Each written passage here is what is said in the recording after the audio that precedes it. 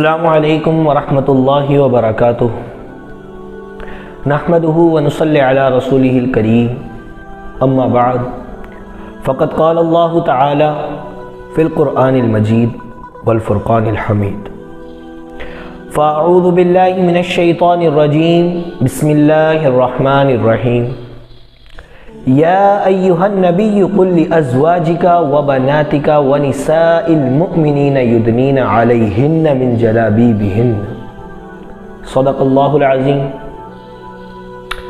میرے محترم بزرگوں، دوستوں اور میرے پیارے دینی بھائیوں اور بہنوں، آج میں آپ سبھی حضرات کے سامنے پردے کی عظمت اور اہمیت کے عنوان پر چند باتیں عرض کرنے جا رہا ہوں۔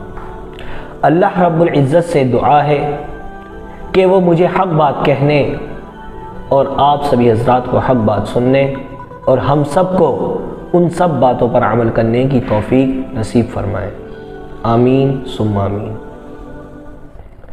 جیسا کہ میں نے ابھی آپ کے سامنے قرآن کریم کی ایک آیت کریمہ تلاوت کی، جس کا مطلب و مفہوم یہ ہے، اللہ رب العزت اپنے نبی کریم صلی اللہ علیہ وسلم سے ارشاد فرماتا ہے کہ اے نبی صلی اللہ علیہ وسلم، آپ اپنی بیویوں سے اور اپنی بیٹیوں سے اور مسلمانوں کی عورتوں سے کہہ دیجئے کہ وہ اپنی چادریں اپنے اوپر ڈال لیا کریں۔ اللہ رب العزت نے اس آیت کریمہ میں پردے کا حکم نازل فرمایا۔ چنانچہ آپ اس حدیث مبارکہ میں غور کیجئے کہ امی سلمہ رضی اللہ تعالی عنہا سے روایت ہے کہ ایک مرتبہ وہ اور امی میمونہ رضی اللہ تعالی عنہا نبی پاک صلی اللہ علیہ وسلم کے دربار میں حاضر تھی۔ تبھی اتفاقاً آپ صلی اللہ علیہ وسلم کی خدمت میں ایک صحابی حضرت عبداللہ ابن مکتوم رضی اللہ تعالیٰ عنہ، جو کہ ایک نابینا صحابی ہے، تشریف لائے تو ہمارے اور آپ کے آقا صلی اللہ علیہ وسلم نے ان دونوں سے، یعنی امی سلمہ رضی اللہ تعالیٰ عنہ اور امی میمونہ رضی اللہ تعالیٰ عنہ سے ارشاد فرمایا کہ آپ دونوں ان سے پردہ کیجئے۔ تو امی سلمہ رضی اللہ تعالیٰ عنہ ارشاد فرماتی ہیں کہ میں نے عرض کیا، یا رسول اللہ، کیا یہ صحابی نابینا نہیں؟ کیا یہ ہمیں دیکھ نہیں سکتے؟ تو قربان جائیے ہمارے اور آپ کے آقا نامدار صلی اللہ علیہ وسلم پر، آپ رسول اللہ نے ارشاد فرمایا کہ سلمہ، بے شک یہ صحابی نابینا ہے، لیکن تم تو نابینا نہیں، تم تو انہیں دیکھ سکتی ہو۔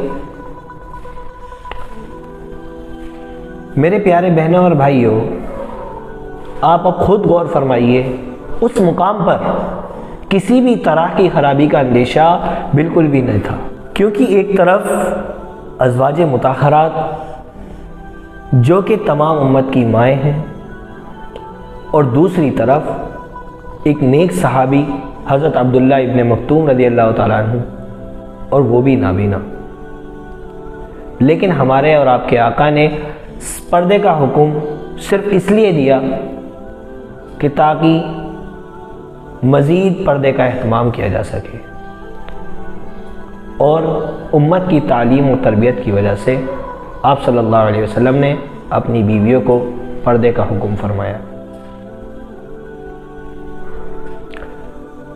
آج ہمارے ملک ہندوستان کے حالات، پردے کو لے کر جو اس وقت موجودہ حالات ہیں ہمارے ملک میں، اس کی ایک وجہ یہ بھی ہے کہ آج ہماری عورتوں نے پردے کی عظمت اور اہمیت کو بالکل بھلا دیا ہے اور اس کی ناقدری کر رہی ہیں۔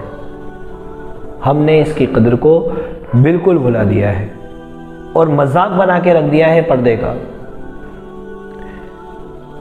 میرے پیارے بہنوں اور بھائیوں، آج ہماری کچھ بہنیں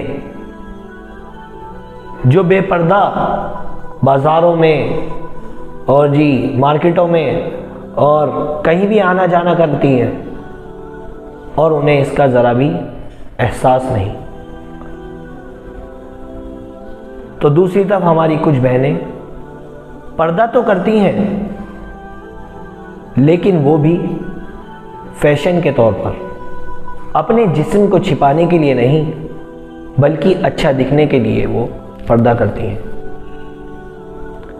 ہم اور آپ خود غور فرمائیں، آج ہماری مائیں بہنیں اس قدر فٹنگ کے برقعے سلواتی ہیں کہ اللہ معاف کرے تمام جسم کی نمائش اس پردے میں ہو جاتی ہے، اس برقعے میں ہو جاتی ہے۔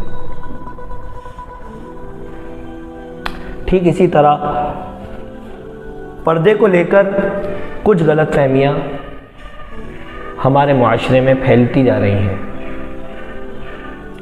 جیسا کہ ہمیں اور آپ کو معلوم ہے، ہماری مائیں بہنیں صرف اپنے سر کو ڈھکنے کو پردہ سمجھ بیٹھی ہیں۔ ہماری ان ماں بہنوں نے صرف اس کاف کو، جس کو ہم حجاب بھی کہتے ہیں، صرف اسی چیز کو مکمل پردہ سمجھ لیا ہے، جبکہ ایسا ہرگز نہیں۔ پردے کا اصل مطلب اپنے جسم کو ڈھانک لینا ہے، اپنے جسم کو پوری طرح ڈھانک لینا ہے۔ ایک مرتبہ حضرت فاطمہ رضی اللہ تعالی عنہ نبی کریم صلی اللہ علیہ وسلم سے ارشاد فرماتی ہیں کہ اے ابا جان، مجھے کوئی ایک نسخہ بتائیے کہ جس سے میں اللہ رب العزت کے قریب ہو سکوں، اور وہ نسخہ میں تمام عورتوں کو بتا سکوں۔ تو رسول اللہ صلی اللہ علیہ وسلم ارشاد فرماتے ہیں کہ فاطمہ میری بچی، تم جتنا گھر کے اندر رہو گی اتنا ہی اللہ تعالیٰ کے قریب ہو جاؤ گی۔ میرے بھائیوں اور بہنوں، آج ہمیں بڑے افسوس کے ساتھ کہنا پڑ رہا ہے کہ آج ایک بہت بڑی ہماری مسلم بہنوں کی تعداد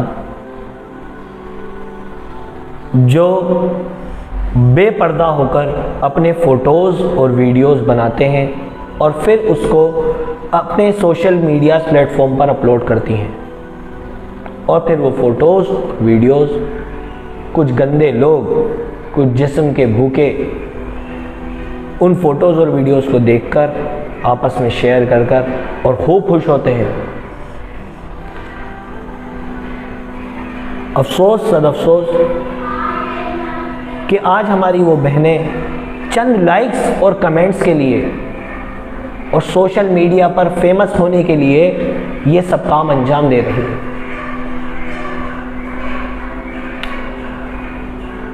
میرے اور آپ کے آقا نامدار صلی اللہ علیہ وسلم ایک مرتبہ ارشاد فرماتے ہیں